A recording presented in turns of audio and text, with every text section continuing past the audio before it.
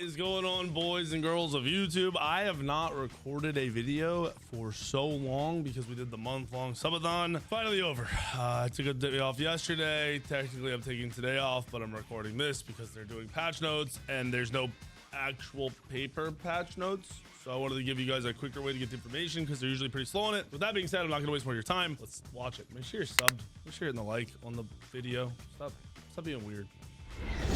Stop being weird. Hit the like. Make sure you're subbed. You watch the videos all the time. Just do it. All right. So hide camera. This is OB18. They're pretty slow with this, so I'm going to handle it my own way and skip through and cover everything on my own. Tsukuyomi's coming out, right? Which is cool. He's good. I kind of rate him at an A going into this. I think he will pub stomp low-level players, and once you get into the level of play where people are grouping, he's not as strong. You have to play a little slower. I'd say his early game laning phase, like mid lane, is awesome. His mid game is very okay, and his late game as int build, even strength, but definitely as int build, your 1 and your 3 will one-shot a squishy late game. So if you 1 auto 3 auto with like a poly int build, it will 100-0 somebody when you're full build. So I'm not really certain. I don't think he'll be as OP as some people are making him out to be. You can cover everything. Basically, his +1s are that his 2 gets a stun when you're strength build, or it gets much longer range when you are int build. And then there's an aspect where it basically makes him full int and your ult doesn't work the same. You shoot beams and you only dash that target once. Everyone you hit with a beam, you hit them once outside of the beam, and then you go back to where you ulted from. So it's kind of like a safety mage style aspect. He's cool. He plays just like normal Tsukuyomi, and I would say he's more fluid. More fluid than he ever was, I guess. Like he's pretty strong. New wandering market travelers. They've already shown some of this. We're getting like pumpkin skins.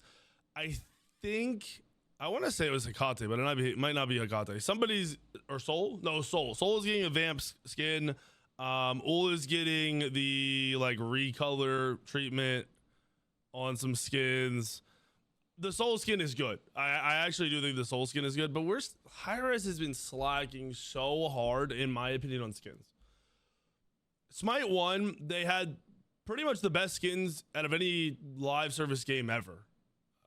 Like literally ever. Like they were consistent with it.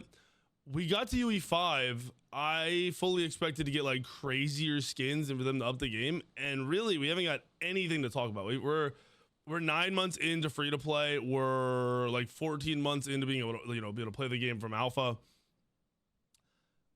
I mean the Vulcan skin is good, but it's not tier 5 Smite 1 good. It's not peak best skin I've ever seen good. I'm hoping we get that soon. I really am. So they covered more of the skins here. Supporter store's getting some skins. Looks like we're getting some we're getting Halloween themed name flares. Okay.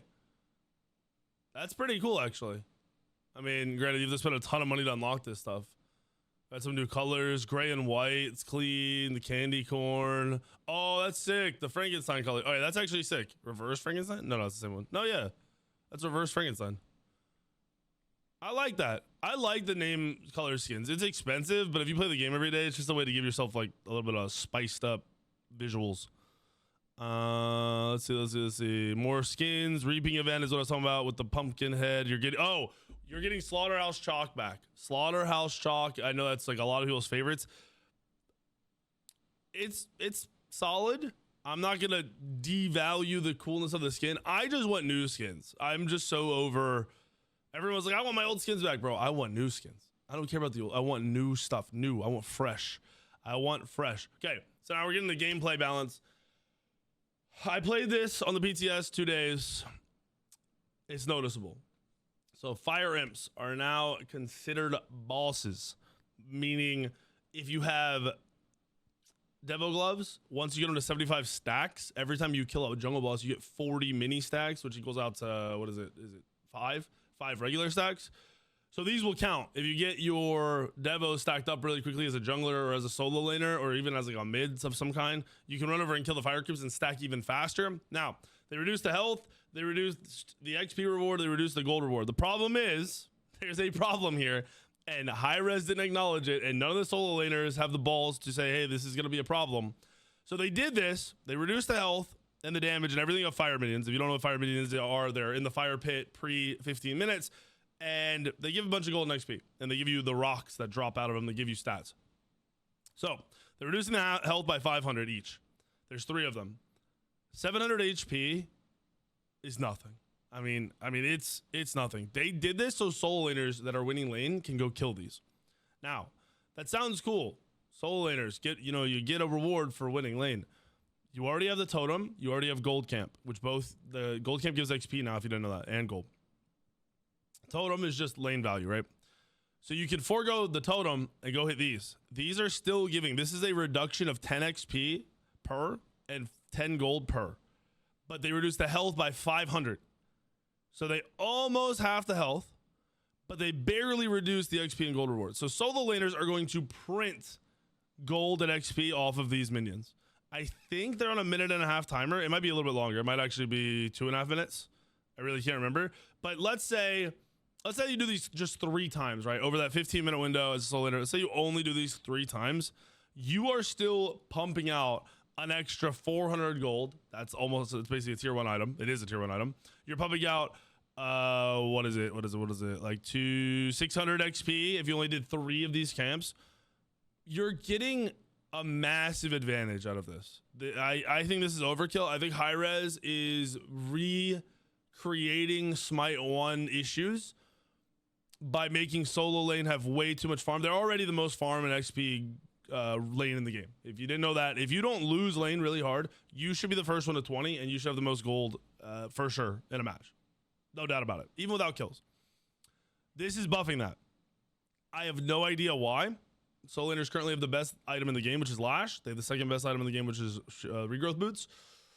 I don't know what Hi-Rez is thinking with this. And I'm not even trying to poop on solo laners. I want solo laners to be good. I actually think solo was in a very good spot if you just brought the Lash active burst damage. I don't think that should exist, or at least be massively reduced. I think if you did that, solo lane's good. Like, it's a strong lane when played correctly. I think they want solo lane to be for new players and be easy to play. I think they want you to go solo because it's easy, not because you like it the most. And I think they're recreating that. I really do. It feels like it. So they also they fixed the jungle monsters, which is good. This is a good change. Jungle monsters were basically autoing once or twice and then channeling, and a lot of time that kept them from moving. So they're fixing that to now. Well, they're not fixing it. Now it's 3 autos. So you have more time to move the jungle monsters around in a camp. And then lane minion proxy protection is disabled after 5 minutes. This is where when minions spawn, they have a buff. And when they pass the first tower, that buff gets reduced a little. And when they pass the next tower, that buff gets reduced a little. And then once they make it to the lane, it's gone. Now that buff is going to be gone from the game after 5 minutes, allowing you to kind of cut the waves, meaning go behind a tower and kill a wave before it meets your wave. It's really not going to impact most people's gameplay. I'm going to be honest, like very few people. Now what do we got? Ares fix a Wheelix buff. They just nerfed a Wheelix, like last patch or 2 patches ago. A Wheelix is very strong for a long while. I don't agree with that. She was strong on release, but the accumulation of nerfs placed her well below the point of balance. We are partially reverting some of the previous changes to help her. So the passive is being reverted back to more bonus attack power, more strength, and then the 2 multiplier has been increased back to where it was. I don't think that's back to where it was. Wasn't it 2.0? I still think Wheelix is going to be weak right now. I don't think she's good. Blown to 3 is now tagged as a healing ability, so it Heart Ward. You could double 3 for Heart Ward. Heartwood, you would never do that. Kate getting a shift. Spell Eater damage. Let's see this. Spell Eater damage is increased by 30. In scaling is increased by 10. Increased per spell eaten. Increased. In general, this means that Kate's Spell Eater will hit harder at lower charges. Oh, so your Spell Eater is what you throw up in the air in the 2, and then everyone that uses an ability around it absorbs, and then you can throw out damage based on that. So basically saying base numbers are higher, scaling on it for eating more abilities is lower. Cool. I think Janice is a top 5 mage, but probably top 3. Definitely top 3. Not probably. Janus is a top 3, maybe top 2 mage in the game right now.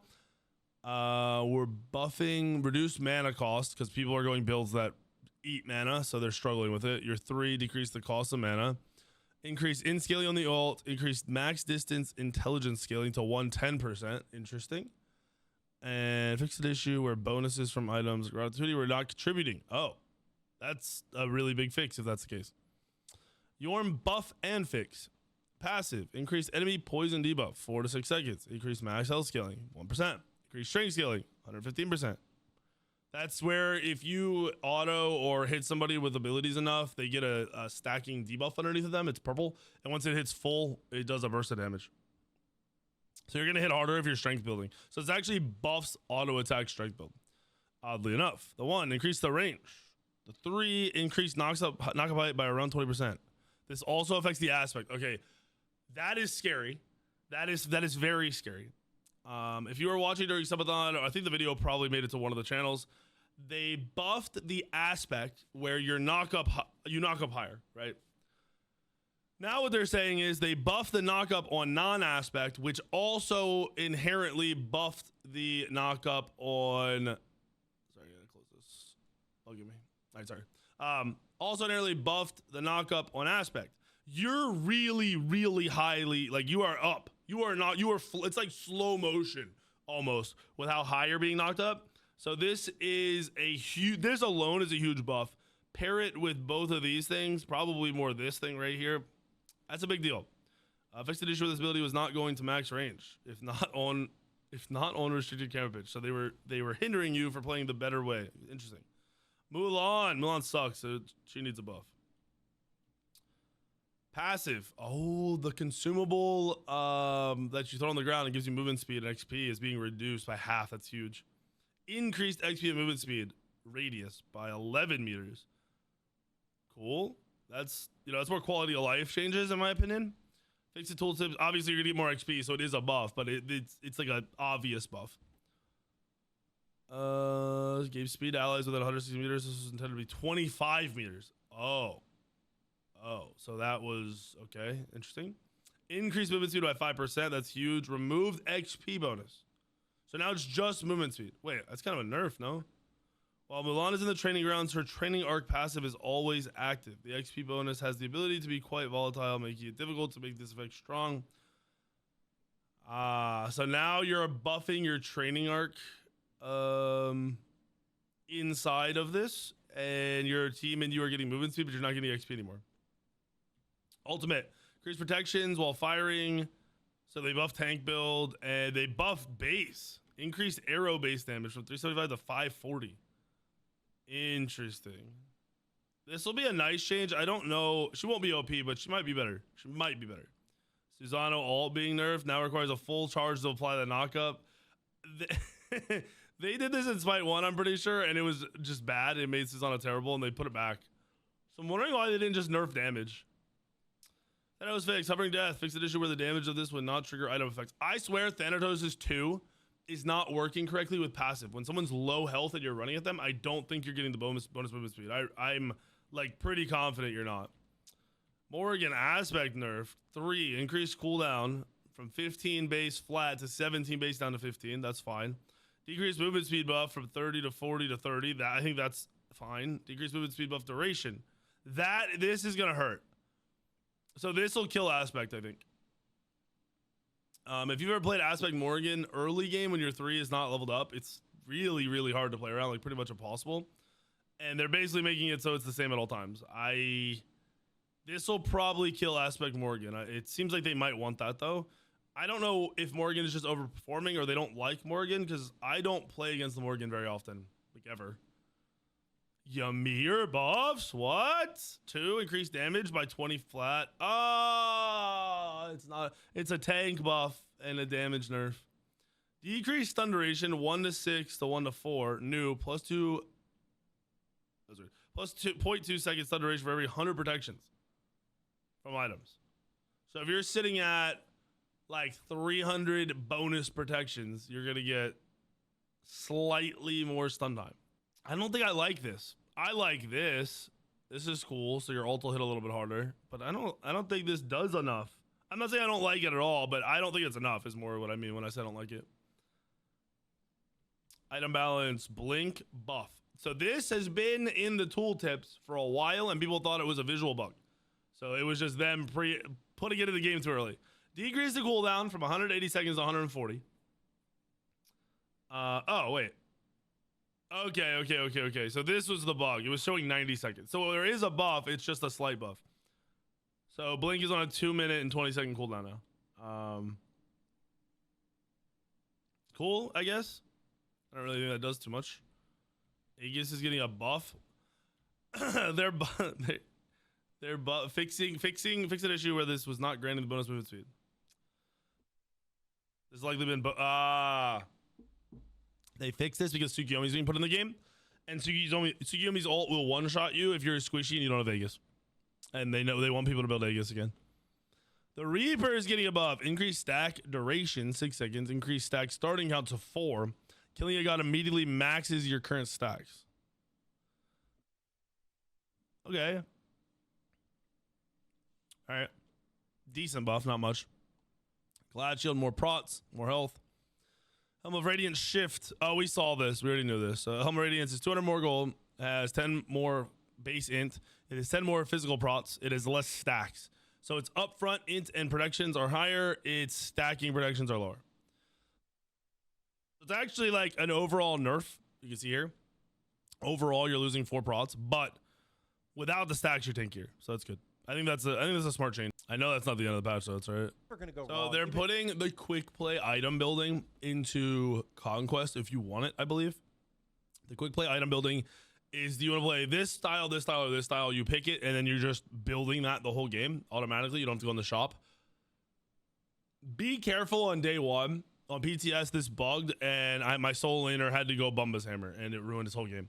So be careful that you turn this off ahead of time, because he couldn't undo it. Like, he couldn't turn this off and sell the Bumba's. It would not let him. If you're a support, that might be fixed. I'm not saying it's not fixed. I'm saying watch out. By clicking on these 3 things, you're now going into a real match for the first time. Yeah. You're building the same. I like the idea of this. I think someone said League does this. Another game I played did this. It's smart for new players to get them right into Conquest. I like the idea. It's definitely valuable. That is kind of the overview for what we have coming out tomorrow. All right, I want to talk about one thing.